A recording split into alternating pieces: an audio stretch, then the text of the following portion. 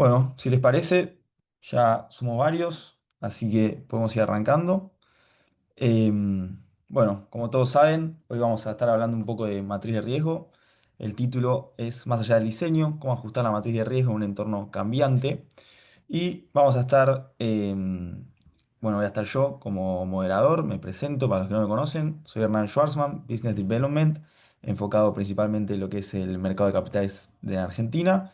Y hoy vamos a estar charlando con Jorge Paternò y Daniela Keller de CS Partners. Así que ahí si quieren presentarse, Jorge, Daniela. Bueno, gracias Hernán. Como adelantó Hernán, mi nombre es Jorge Paternò, socio fundador de CS Partners, principalmente en el área de consultoría. Buen día a todos, ¿cómo están? Mi nombre es Daniela Keller, soy asociada en CC Partners. Eh, Somos una firma especializada en compliance y regulatorio y nos dedicamos al asesoramiento integral, principalmente de sectores afiliados. Gracias a todos por conectarte y gracias por Buenísimo. Bueno, para ir arrancando, hoy vamos a ver, digamos, tres módulos. La presentación está separada en tres módulos. Y lo primero que vamos a hablar es de la importancia de una matriz adecuada, ¿no? Los factores, los datos a recopilar y cómo medirlos y ponderarlos. Em, Ahí, bueno, Dani, si querés, arrancamos con vos. Vamos a estar hablando un poco de lo que es el contexto y la relevancia del mismo, lo que son los factores de riesgo, la obtención de los datos, de dónde sacarlos, cómo, cuáles son las fuentes confiables y un poco cómo ponderar esos datos para que la matriz quede adecuada. Así que bueno, vamos arrancando con algunas preguntas y vamos pimponeando. ¿Por qué una matriz de riesgo no puede ser de manual o estandarizada, sino que tiene que estar adaptada a lo que es el negocio del sujeto obligado? Esto es una consecuencia lógica del enfoque basado en riesgos, que le va a pedir a los sujetos obligados que molderen sus riesgos reales y específicos. Para esto tiene que primero identificar sus vulnerabilidades propias del negocio, de su población de clientes, de los canales y productos que ofrece. Con este análisis, recién puede llevar a cabo una matriz que gestione efectivamente los riesgos.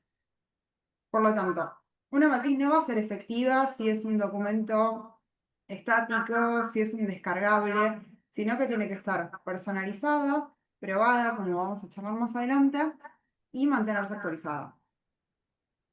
Perfecto. Y ahí yendo un poco con eso y profundizando, ¿qué impacto crees que tiene una matriz que está mal calibrada en lo que es la efectividad de ese sistema de prevención? Bien, el principal impacto va a ser una ineficiencia operativa, porque va a haber equipos de monitoreo y de análisis que están dedicando su tiempo a alertas que no generan un valor agregado. Entonces, acá tenemos unos costos operativos, ya sea hora humana, tecnología, incluso auditoría interna, que están siendo desaprovechados. Y más importante aún, se está perdiendo el foco de los casos de efectivamente riesgo alto. También podemos mencionar que hay un riesgo reputacional al aceptar clientes o operaciones que son indeseadas y también al subestimar el riesgo. Y no menor, también existe un riesgo regulatorio al exponerse a sanciones por una segmentación inadecuada. Clarísimo, clarísimo. Y ahí, yendo un poco a lo que tiene que ver con la matriz, ¿cuáles son los principales factores, tanto cualitativos como cuantitativos, que debería considerar ese sujeto obligado para que la matriz sea adecuada a su negocio y no sea una matriz mal calibrada, justamente? Creo que lo principal es empezar a diferenciar cuando hablamos de un factor cualitativo y cuando de un cuantitativo. El cuantitativo son los factores numéricos que se pueden medir, es un factor duro. En cambio, los cualitativos hablan de la calidad y características propias del cliente. Tanto el GAFI como a nivel local la UIF piden que la matriz tenga en consideración estos dos tipos de factores. Entonces, si bien la elección puntual de cada factor va a depender del sujeto obligado, de su negocio y de su población, los factores más importantes para tener en cuenta son, a nivel cualitativo, el tipo de persona, si estamos hablando de una persona humana o jurídica, eh, el tipo societario de la persona jurídica, su estructura, si hablamos de una estructura compleja o más sencilla, si existen personas expuestas políticamente, nacionalidad o residencia, actividad económica, origen de fondos y productos o servicios por los que va a operar. En cuanto a los cualitativos, el más importante es el volumen transaccional, ya sea el volumen real o el volumen esperado. Pero también podemos mencionar lo que son las frecuencias de las operaciones o indicadores de comportamiento típico. Y yendo a estos factores, ¿crees que hay algunos que estén sobrevalorados o subestimados? No creo que haya un factor sobrevalorado o subestimado per se. Pero sí es importante recordar que la elección de los factores, la ponderación, su puntuación, va a depender de cada sujeto obligado y del análisis que haga real sobre su negocio, sobre sus clientes actuales o esperados. Y todo esto volvemos al enfoque basado en riesgos, que debe ser personalizado y proporcional a su negocio. Claro, sí, ahí se relaciona un poco con el tema de que la matriz no tiene que ser estandarizada, ¿no? Exactamente. Perfecto. Y yendo un poco a lo que son los datos para analizar esos factores cuantitativos y cualitativos, recién mencionaste el factor país, también está el factor provincia.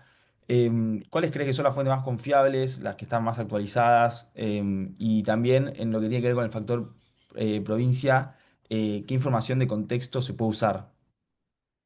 En cuanto al factor país, la fuente oficial por excelencia es Gafi, que hace una evaluación nacional de riesgo de cada uno de los países y como resultado tiene las famosas listas gris y negra.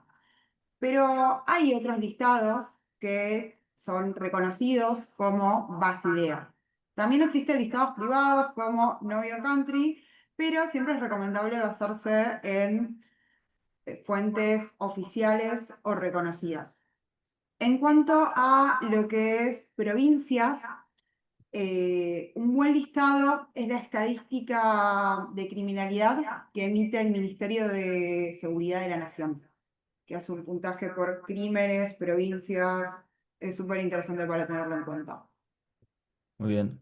Y ahí te cambio de factor yendo un poco a lo que es el tipo de persona jurídica.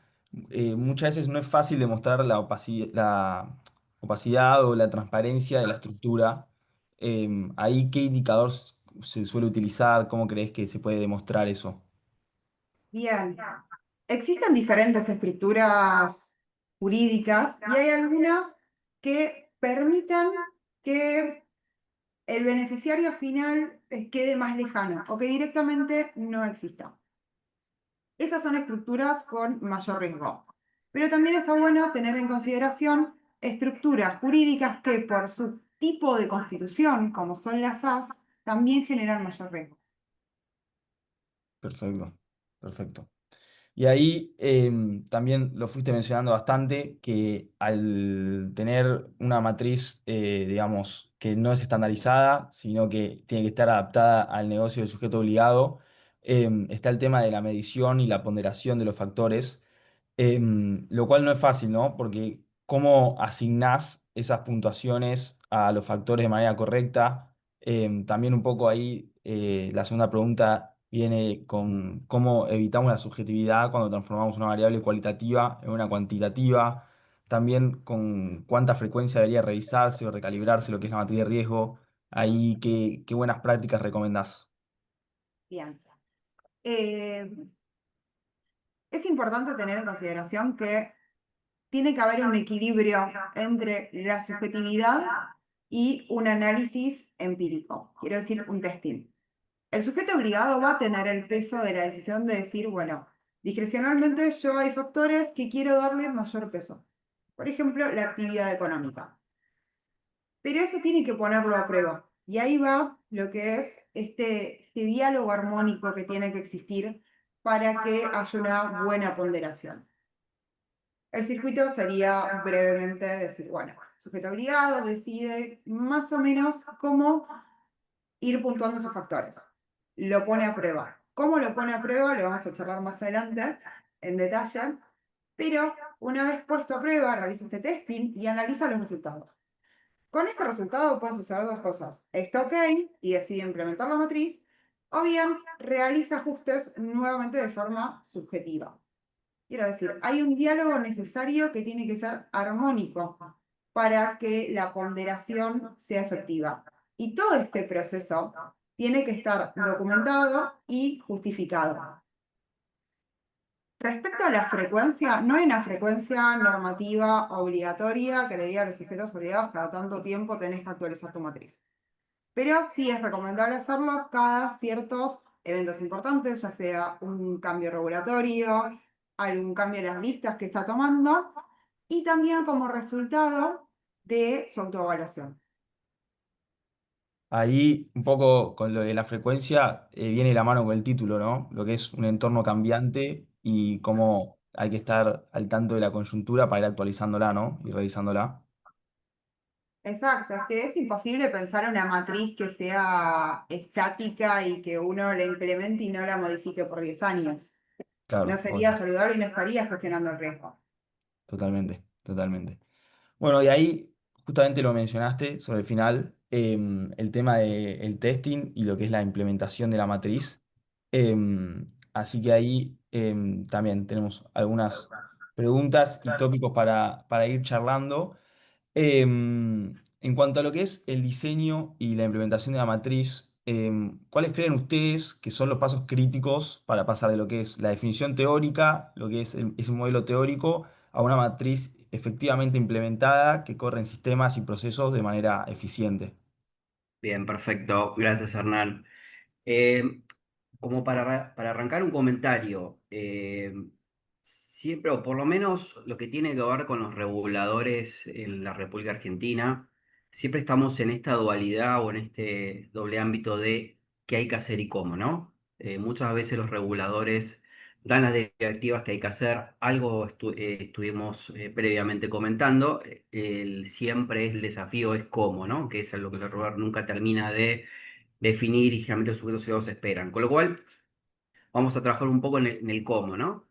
En- a ver, hay una serie de pasos. La realidad es que la implementación de una matriz es algo complejo, tiene sus etapas y cualquier etapa que, digamos, se quiera saltear, es muy probable que los resultados no sean óptimos. Pero siempre hay como una serie de esquemas o pasos que están relacionados. El primero para pasar digamos, de la teoría a la práctica es definir variables y reglas, ¿no? Claramente esa definición es preliminar, muchas veces está relacionado con las características de la cartera, ¿sí? Y muchas veces también está relacionado con lo que es un poco el estándar de la industria, ¿no? Donde uno define ciertos, como se mencionaba anteriormente, ¿no? Esos dos ámbitos de factores cuantitativos y cualitativos, y dentro de cada, digamos, de ámbito, uno elige los factores y las ponderaciones. Hay siempre, generalmente, el sujeto de obligación en función de su cartera puede tener una idea, que es la que va, si se quiere, plasmar preliminarmente, ya sea con los factores que va a utilizar, siempre combinando factores cuantitativos y cualitativos. No es un tema voluntarista, es un tema que la normativa de la UIC lo pide expresamente. Como decimos, como ya anteriormente, dice la WIS que hay que hacer, no como, con lo cual los ponderadores quedan a criterio de cada sujeto obligado. Pero generalmente cada sujeto obligado, viendo su cartera, su perfil, tiene una idea, ¿sí? Entonces es una idea que primer paso, hay una idea preliminar. Claramente para esa idea se corresponde o va a tener efecto, que es el segundo paso, en una base de datos, ¿no? De clientes. Con lo cual, siempre es importante recordar que la base de datos tiene que estar completa, saneada. En el caso que la idea en el paso uno se proyecte una matriz que no se corresponde con la base de datos, claramente ahí va a haber que hacer en la segunda etapa, que es la base de datos, un proceso de actualización, remediación y saneamiento, ¿sí? En el caso que esto no sea posible, porque los tiempos no alcanzan o hay que hacer una implementación rápida, ahí se podría, como excepción, se podría optar por a un elemento que no está en la base de datos, omitirlo para la matriz. No es lo que recomendamos. Nosotros siempre es algo que no se hace permanentemente, con lo cual, si hay una base de datos que no es del todo consistente, remediarla, ¿sí? Pues si vamos a trabajar con una idea sobre una base de datos que no es la correcta, los resultados no van a ser correctos. Em, Ahora viene, el tercer paso es, bueno, ¿cómo se crea ese entorno de prueba? Y ahí hay básicamente dos elementos. Uno, claramente, el elemento número uno es el entorno de testing que provee el proveedor del sistema. Pero independientemente de eso, también el sujeto obligado puede hacer en paralelo, si lo desea, un testing en una base de datos Excel, ¿sí? Después vamos a ver cómo se puede hacer esto, pero se puede llegar a hacer también como sí, un testing paralelo, ¿sí? Independientemente de lo del proveedor del sistema, se puede utilizar. Son las dos variables. Eh, Se ejecuta ese testing, ya sea vía el software o vía un Excel, y ahí se analizan resultados. Em, Para determinar si los resultados son óptimos o no, la realidad es que, de vuelta, cada sujeto obligado gestiona sus riesgos, su apetito al riesgo, con lo cual eso es netamente un criterio subjetivo. Y así va a ser el resultado del análisis. Pero siempre hay una percepción del management, de compliance o del directorio de cómo es su cartera, ¿sí? Entonces, generalmente lo primero el primer análisis es los resultados de esta nueva segmentación de mi cartera. ¿Se corresponde con el apetito al riesgo? ¿Se corresponde con la percepción de riesgo de la compañía? Si es correcto, ahí uno podría avanzar. Y si no es correcto porque los resultados no son los adecuados, bueno, ahí se hace un análisis para un poco volver al paso número uno, es decir, vamos a recalibrar la matriz en lo que se entienda que parece necesario para que los resultados sean los adecuados. Y finalmente, si hay una conformidad, lo que siempre recomendamos, sobre todo frente a los reguladores, es todo este proceso siempre tenerlo bien documentado. Desde de las pruebas, desde las definiciones, desde los resultados, desde las calibraciones, etcétera, etcétera, etcétera, porque solemos a veces ver frecuentemente que en el apuro o en la necesidad de implementar o los plazos realmente no queda bien documentado. Y no es poco frecuente ver que se le pregunte en sujeto obligado si tiene los antecedentes no solamente de la implementación de una matriz, sino de la remediación y no están disponibles. Con lo cual, básicamente esos serían los pasos a seguir en la práctica para para la implementación, ¿sí? De la matriz. Parece sencillo decirlo, pero en la práctica a veces es algo muy complejo, es algo que lleva mucho tiempo y hay que tenerlo, digamos, bien estructurado en un plan. Sí, sí, sí, totalmente. Y ahí, yendo un poco, metiéndonos más en lo que es ese proceso, ¿qué tipo de pruebas se realizan para considerar una matriz realmente operativa? Bien, acá como primera medida podemos situarnos en dos escenarios. El escenario de un sujeto obligado que está iniciando sus actividades versus un sujeto obligado que ya tiene funcionando, si ya tiene una cartera de clientes, ya tiene operaciones. Pueden suceder las dos cosas, por eso lo mencionamos. En el caso que es un cliente que esté iniciando sus operaciones, sería una cartera ficticia, ¿sí? Puede simular una cartera de algunos clientes como para ver en el testing, cómo esa matriz funcionaría frente a determinado cliente. ¿Cuál sería esa matriz ficticia? Seguramente al target que está apuntando, ¿sí? Si está apuntando a un target de más institucional corporativo, bueno, habría que focalizar más esa matriz de ese portfolio de clientes ficticio en ese sentido. En el caso que la cartera sea real, claramente lo ideal es eh, hacerlo sobre la cartera completa. Ahora, puede haber dos escenarios también. Lo ideal sería cuando estamos hablando ya del testing de la cartera completa del cliente en esta nueva matriz. Acá tenemos dos escenarios. Lo ideal es la cartera completa. También puede pasar, o podría ser una alternativa, si se está en etapa de remediación o los plazos son extensos o determinada circunstancia que no permite hacer el testing contra toda la cartera, se puede ir a un sistema, algo que los auditores conocen mucho, que es el muestreo, ¿sí? Un muestreo es decir, algunos casos de la cartera de clientes que, desde el punto de vista estadístico, si se hace la matriz sobre esa cartera, sobre esa muestra, se podría extrapolar a lo que sería el funcionamiento contra toda la cartera. ¿Sí? Dos son las alternativas. El principio general para nosotros es contra la cartera completa, pero se podría, con algunas circunstancias, bajo algunas circunstancias, se podría recurrir a un muestreo. Claramente, ¿cómo tiene que ser este muestreo? Eh, tiene que tener dos elementos o dos paradigmas que siempre se utilizan en estadística, en auditoría, que tiene que ver con la significatividad, decía que sean los casos suficientes para que los resultados que sobre esos casos sean similares a lo que sería si se aplicara toda la cartera, y también tiene que ser representativo, es decir, cuando se fija los casos que se quieren analizar, lo ideal es que estén segmentados, ¿sí? ¿Qué quiere decir esto? Que no sea una mera búsqueda aleatoria de los casos, ¿no? Si se van a tomar 50 casos, que no se tomen 50 casos aleatorios de toda la cartera, sino que se segmente la cartera para que los casos que se seleccionen sean representativos. Por ejemplo, si es un sujeto obligado que apunta más a institucional, que haya más de casos institucionales. Si es un cliente que va a tener PEPs, bueno, que en la muestra caigan, se pueda segmentar para que caigan muchos más casos de clientes PEPs.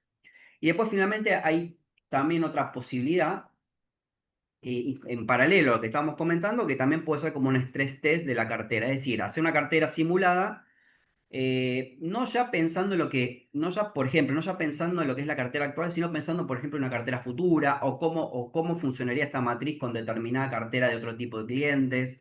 Eso también se puede hacer en paralelo, más allá de lo que yo les comentaba anteriormente, que es como simular una potencial cartera. No sé, cómo funcionaría mi matriz si le agrego muchos PEPs del exterior, cómo funcionaría mi matriz si agrego personas jurídicas con, no sé, opacidad en los beneficios finales. ¿Cómo funcionaría mi matriz? Sí, que también puede ser una variable que incluso se puede hacer, más allá que se puede hacer el análisis de la cartera total contra el sistema y hacer este stress test por afuera mediante una planilla Excel con los casos testigos. Eso sería básicamente las alternativas como para hacer este testing, ¿no? Como los diferentes modelos o alternativas. Perfecto. Y ahí, en cuanto a este testing y este muestreo, ¿existen ciertos indicadores que alertan sobre que se necesita una recalibración en esa matriz de riesgo? Sí, a ver, como regla general, eh, siempre partimos de lo que es la subjetividad, ¿sí?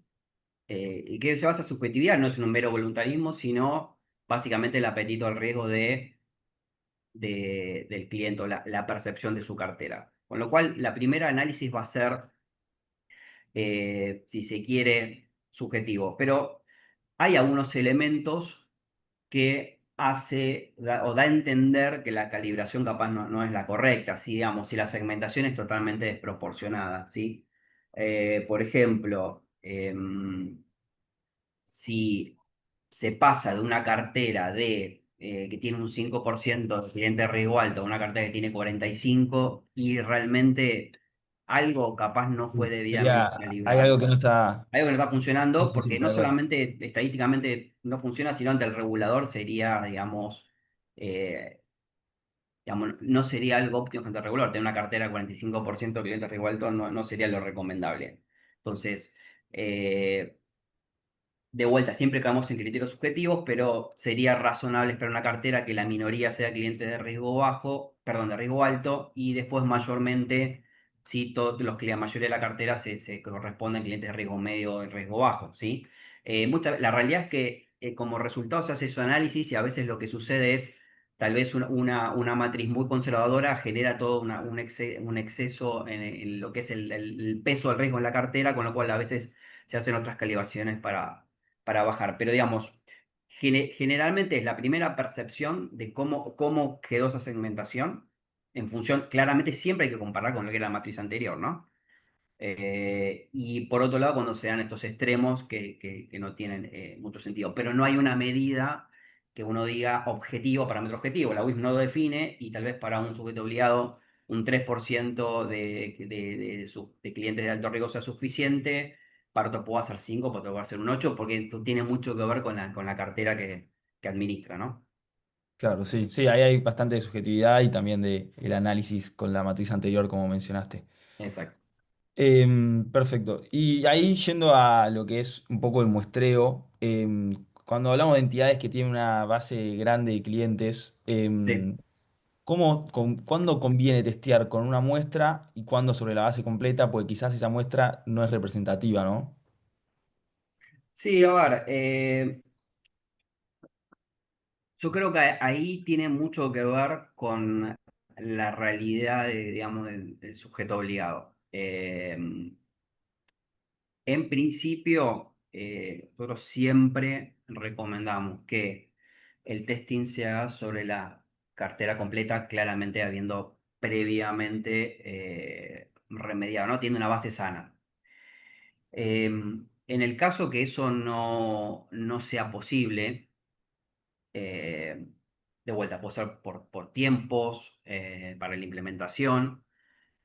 Bueno, ahí lo que nosotros mencionamos anteriormente es eh, lo, lo necesario, o sea, cuáles son los criterios estrictos que hay que aplicar para llegar a una muestra y se pueda defender que el resultado de esas muestras o la remediación sobre esas muestras es representativo sobre el resto de los casos. Y no es ni más no es ni más ni menos que aplicar criterios de estadísticos como aplican los auditores. ¿Sí? Los auditores no revisan ni el 100% de las alertas, ni el 100% de los legajos, etcétera, sino que tratan de aplicar estos criterios. Como yo les decía anteriormente, lo primero que hay que tener en cuenta de esa muestra, y volvemos a lo mismo, es la significativa de la muestra. O sea, tiene que ser estadísticamente lo suficientemente representativa y como para que esos resultados puedan ser extrapolados.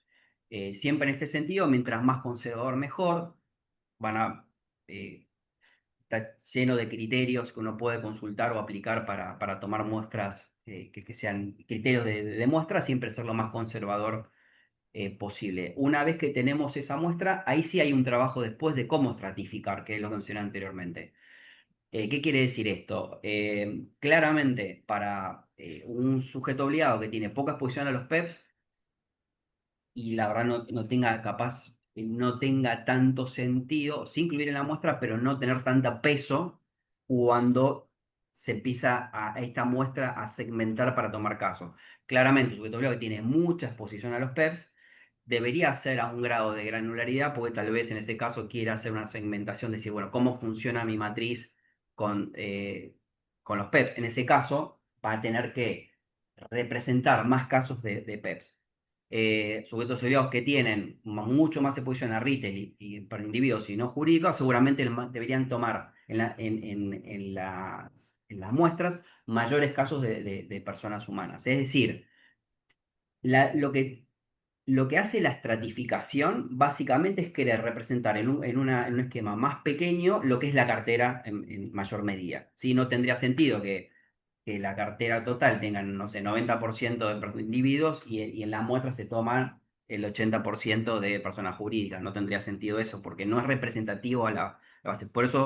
Eh, por eso lo que tiene estos principios es muy particular para aquel sujeto obligado. La cantidad de casos a tomar no es lo mismo para un sujeto obligado que tiene 400 clientes a uno que tiene 10.000. Ahí ya hay una gran diferencia y lo va a tener que adecuar. Y además el segundo paso va a tener que analizar su cartera, hacer un análisis de cómo está compuesta para después empezar a segmentar estas muestras. Y ahí, Jorge, ¿vos creés que existen ciertos criterios para asegurar que la muestra sea estadísticamente representativa o sino que también depende mucho de la subjetividad y de ir viendo si esa muestra es realmente parecida a lo que es la base entera, digamos? Sí, a ver, yo creo que ahí lo fundamental es lo que yo mencioné anteriormente. Hay que tener muy claro cómo está segmentada la cartera. Y acá de vuelta volvemos a la base de clientes. Si nosotros no tenemos claro cómo está estructurada la base de clientes, ¿a qué me refiero? Em, sobre la cartera, cuántas personas suman, cuántas posiciones de personas humanas, cuántas posiciones de personas jurídicas, cuántas posiciones PEP, cuánta exposición a, no sé, clientes institucionales, cuánta exposición a clientes con, no sé, con estructura compleja. Es decir, ese mapeo tiene que estar. ¿Por qué? Porque esos porcentajes de exposición son los mismos que se van a utilizar para la muestra. ¿Se entiende? O sea, eh, si uno no tiene en claro cómo está compuesta la cartera en esa base de datos, es muy difícil hacer la segmentación. Por eso primero uno toma la cantidad de casos testigos que tiene que utilizar y sobre esa cantidad empieza a segmentar. Pero esa segmentación tiene que ser similar a la de la cartera total. Por ejemplo, algo básico, si tenés 50% de humanas y jurídicas, lo más razonable que vos hagas por ejemplo, 50 casos que tomes, hagas 25 y 25, ¿sí? Esa tiene que haber una correlación eh, entre la cartera y la muestra, porque si no, es como que la cartera va para un lado y la muestra va para el otro. Sí, obviamente, si no existe esa correlación, la Exacto. muestra no va a mostrar justamente lo que Los resultados es se como que tiene que estás hacer. testeando algo, estás tomando más casos que no se corresponden, sí, o sea, como no se corresponde con la base total. Perfecto, clarísimo. Y ahí un poco siguiendo con este tema de la implementación y el testing, ¿cuáles crees que son los errores más frecuentes que se suelen dar al implementar o al testear lo que son las matrices? Ah, los errores, bien. Em, bueno, un error que se ve frecuentemente es digamos, en el afán de implementar una nueva matriz o actualizarla, se ve bastante la carencia de este análisis que estamos hablando, que ya venimos hablando hace bastante, un rato largo. eh, Muchas veces se simplifican, estos pasos que mencionamos anteriormente se saltean y se trata de implementar matrices meramente por criterios cualitativos. O sea, esa idea que estábamos hablando, medianamente que tiene cierta correlación con algún estándar que se aplica al mercado, lo implementan. Eh, y tampoco, y una vez que, incluso aunque es implementada, tampoco hay un post-análisis de la implementación de la cartera, ¿sí? No se ve esto de cómo quedó mi cartera, cómo quedó segmentada, cuán razonable es, cuán razonable no es. El peligro de estas cuestiones es, primero, eh, muchas veces no se hace ese paso de remediar la base, de tenerla completa, se implementa directamente, no se hace un post-análisis y hasta muchas veces hemos visto que ni siquiera los ponderadores se corresponden, hasta la sumatoria no da 100%, da 110 o da 80. Eh, entonces, el proceso de la implementación de la matriz es algo que tiene que estar muy, muy detallado en etapas, lleva mucho tiempo, lleva recalibraciones permanentes, con lo cual, un poco el consejo es no tomar atajos, ¿sí? Porque Eso te iba, perdón, te interrumpo, eso te iba a consultar. ¿Crees que viene por un apuro en implementar la matriz nueva o por qué no se da este proceso en etapas? yo creo que viene un poco una conjunción de cosas. Viene por un lado a veces decisiones, a veces del propio sujeto obligado digamos, hacer cambios en las matrices y a veces escasez de recursos, de tiempo, de asignar, no sé, un project manager, un project leader que haga todo este trabajo. Eso genera a veces que no haya un follow-up permanente o de lo que son los pequeños pasos de implementación. Entonces, un poco se cae en esto que se van salteando etapas o se implementan cosas que no se están testeando o se implementan nuevas cosas que a pesar que están en producción tampoco se siguen evaluando después. Con lo cual te diría es un tema de tiempo, a veces recursos, a veces es know-how. Así que te diría que es una conjunción de cosas. El único problema con esto es que a priori parece que quedó implementado y demás, pero no hay a veces. ¿Qué sucede generalmente con este tipo de cosas? Que los atajos tienen sus complicaciones. Después vos te encontrás que cuando viene el regulador no va a mirar toda la cartera, pero agarra 3 4 casos, lo ve mal calibrado, ¿sí? Otra cosa que nosotros también entendemos que hay que ser bastante cuidadoso es una vez que ya está implementada lo que es el ongoing, ¿no? Con lo que habla de cómo se va recalibrando. Hay datos que son dinámicos en estos factores, ¿no? Los riesgos de países, por lo menos de mínima, depende qué tabla se tome, cada 3 meses van cambiando. Entonces, la matriz es exigente, es decir, cómo recalibro los países, qué pasa si los riesgos de el riesgo de del índice de delitos a provincias van cambiando. eh, con lo cual, nosotros vemos no solamente la implementación del seguimiento, sino después durante la vida de la matriz que hay tablas que van en los factores que muchas veces vemos que hay un delay para actualizarlas. Perfecto. Y ahí, ¿cómo nos damos cuenta que la matriz está fallando y que no demuestra el riesgo real del sujeto obligado? Mira, básicamente, ¿cómo te das cuenta? Primera medida, eh, muchas veces lo que se analiza es, bueno, cuáles son los clientes de mayor riesgo o mayor exposición que tienen al riesgo de los sujetos obligados. Em, Y muchas veces con un análisis previo de 3 20 30 casos uno se da cuenta que están mal calibrados, ¿sí? Porque no actualizaron la tabla, porque determinadas provincias generan un mayor riesgo y frente a ese cliente y no fue actualizada la tabla. Otra cosa que se da también habitualmente tiene que ver con las actividades, ¿sí? Generan cierto desafío. Las actividades es un driver muy importante para los reguladores. Vos lo primero que te preguntan, te piden un legajo del cliente, después te dicen, ¿a qué se dedica? Es el driver. Sobre eso construimos. Y muchas veces se utilizan claramente por una cuestión de lógica y necesidad tablas tal vez que tengan que ver de no sé, de ARCA, por ejemplo, y hay actividades que son muy genéricas, ¿no? Ahí se ve. Ahí yo creo que es algo donde más se ve el impacto, que es un factor que generalmente se le da mucha ponderación, actividad claramente por lo que mencionaba, y a veces hay ciertos desafíos de utilizar esas tablas que están bien, pero hay actividades que son muy difusas, servicios, con lo cual yo creo que ahí si vos decís cómo darte cuenta que capaz una matriz no está arrojando o puede haber fallas o deficiencias, es sobre todo mirando la tabla de actividad y cómo algunas actividades difusas, o sea, cómo están cargando el sistema, porque las tablas pueden estar y no se carga bien, con lo cual yo lo que digo es, hay varios elementos, si uno tuviera que analizar o decir, bueno, ¿cómo está funcionando la matriz? ¿Qué miraría primero? ¿Qué factor le daría preponderancia? Sería actividad.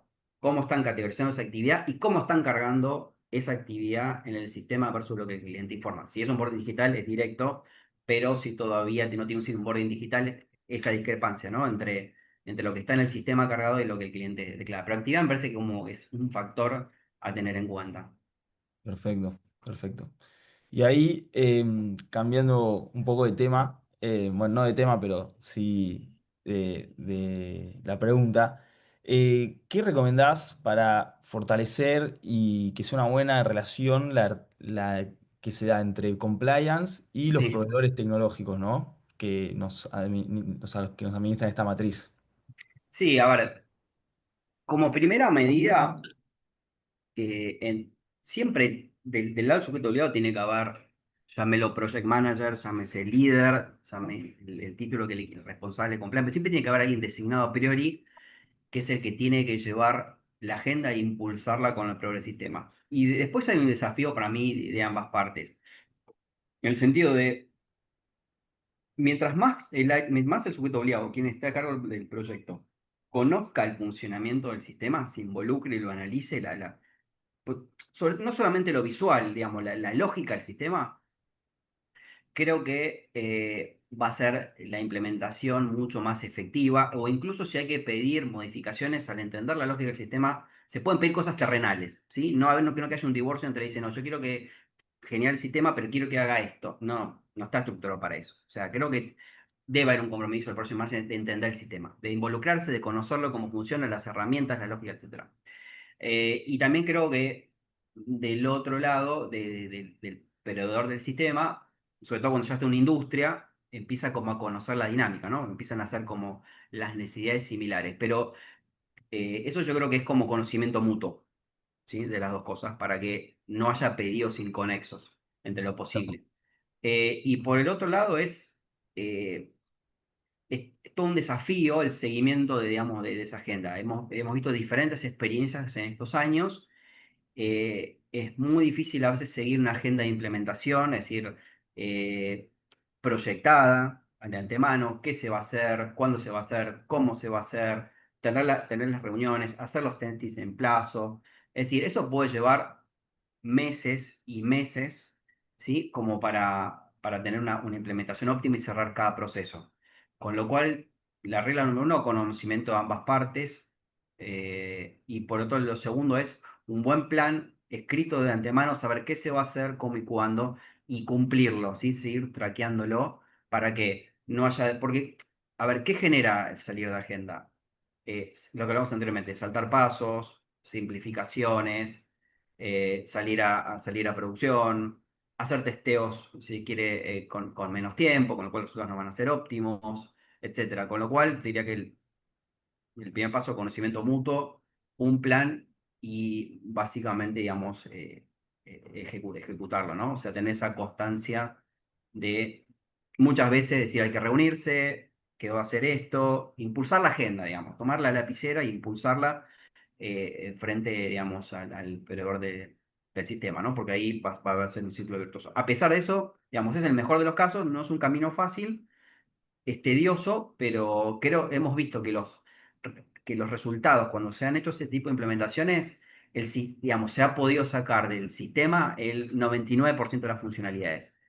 En procesos de implementación, que el sujeto legal no tuvo esa expertise, ni el empuje, ni el orden, ni lo que estamos hablando, y tal vez aproveche un 50% de lo que el sistema provee. Claro, sí, ahí la importancia, ¿no? de no tener esos pequeños desvíos en lo que es el plan y el proceso para poder aprovechar al máximo, ¿no? Correcto. Perfecto. Bueno, eso es un poco todo. Ahí queda un espacio a dudas. Así que si quieren, pueden hacer preguntas y Jorge y Dani van respondiendo.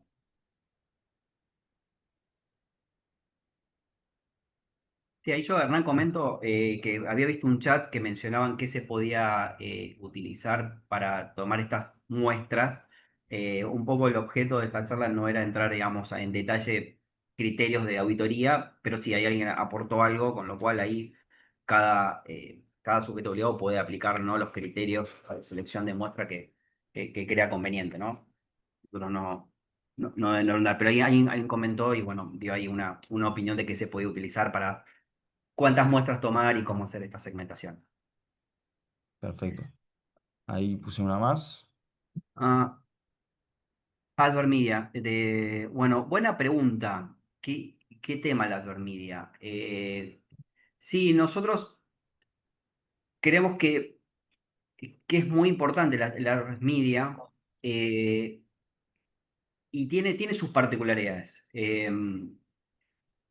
Pero creo que es fundamental porque muchas veces, a ver, la Adverb Media no solamente te va a prevenir de lo que es eh, maniobras de lavado. A veces simplemente el sujeto obligado no quiere tener relación por una cuestión reputacional. Con lo cual nosotros entendemos que es un factor importante de los cualitativos. Sí entendemos también que a veces depende de cada sujeto obligado, hay menos recursos como aplicarlo. Entendemos, a ver, lo entendemos muy, muy importante. Porque es un poco la primera barrera. Es más, lo entendemos claramente para la matriz porque es el driver de si este cliente sí, este cliente no. Eh, Implica un montón de cuidados, sí, claramente uno no, hay que empezar a trabajar en las media una vez que lo pone como factor, se abre todo un mundo nuevo en el cual hay que empezar a distinguir lo que es un rumor, de lo que es una mera opinión, de lo que realmente es información, etcétera. Genera toda una serie de desafíos que hay que ser muy cauteloso, claramente tiene que haber políticas del sujeto obligado frente a cómo maneja esa información y no, digamos, cómo fluye hacia el sujeto obligado, ¿sí? Eh, con lo cual creo que es interesante, es muy útil para gestionar posibles operaciones sospechosas, para gestionar riesgo reputacional. Hay que manejarlo, digamos, con bastante cuidado eh, para discernir, ¿no? Que es un rumor frente a una noticia. Pero la realidad es que incluso más. Ha dado hasta hace unos años las UIF ha dado un paso adelante como en lo que son el mercado de capitales, las operaciones o inusuales o cuestiones inusuales, ha dado un puntapié diciendo en el caso que haya una causa penal vinculado a tales delitos y tenga este estado en el proceso penal, se podrá considerar o debería considerarse una operación usual o potencialmente sospechosa, con lo cual, por lo menos nuestra experiencia es un driver muy, muy importante, ¿sí? Porque claramente es la primera barrera, ¿no? Así que sí. Buenísimo. Ahí no sé si hay alguna duda más, si no, vamos cerrando. Bueno, muchas gracias Daniela, Jorge, por su predisposición, su tiempo. Gracias a todos por conectarse, espero que les haya gustado. Y bueno, nos vemos seguramente en futuros webinars. Y nada, muchas gracias a todos. Muchas gracias. Gracias a todos.